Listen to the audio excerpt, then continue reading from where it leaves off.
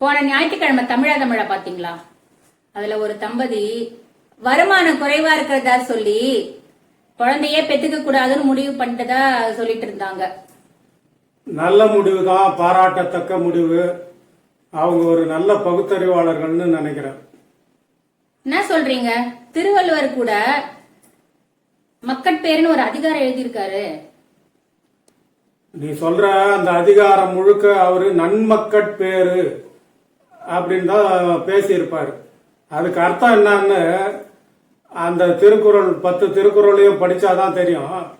அதே திருவள்ளுவர் தான் பொருள் இல்லாருக்கு இவ்வுலகில்லை அப்படின்னு சொல்லியிருக்கிறாருல்ல. ஆனாலும் ஒரு குழந்தை வந்துட்டா எல்லா கஷ்டமும் போயிட போகுது. அப்படிதான் தெரியும். ஆனா குழந்தைய வளர்க்கும் போது அவங்களுக்கு இருக்கிற கஷ்டத்தெல்லாம் யோசனை பண்ணி தான் அவங்க அந்த முடிவை எடுத்திருக்கிறாங்கன்றது பெரிய விஷயம். அவங்க முக்கியமா ஒரு விஷயத்த சொன்னாங்க. எங்க சந்தோஷத்துக்காக இல்ல இவங்கெல்லாம் சொல்றாங்களே அப்படின்றதுக்காக ஒரு உயிரை உருவாக்கிட்டா அதுக்கப்புறம் அது ஏழ்மையில எவ்வளவு கஷ்டப்படும் அப்படின்னு எல்லாம் யோசனை பண்ணி பார்த்துட்டு தான் நாங்க இந்த முடிவுக்கு வந்தோம் அப்படின்னு அவங்க தெளிவா முடிவெடுத்தத எல்லாம் புரியுற மாதிரி நச்சுன்னு சொன்னாங்க. ஆனா அதை யாருமே மதிக்கல.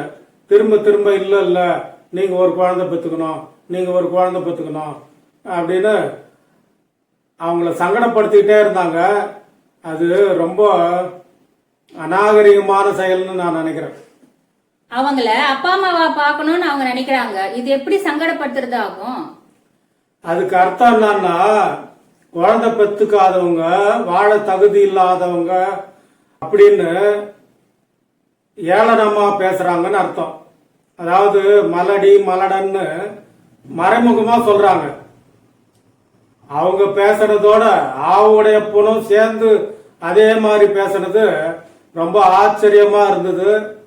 இது ரொம்ப கண்டனத்துக்குரியதுன்னு நான் நினைக்கிறேன். அதாவது தனி மனித சுதந்திரத்துல தலையிடுறாங்கன்ற மாதிரி சொல்ல வரீங்களா? கண்டிப்பா.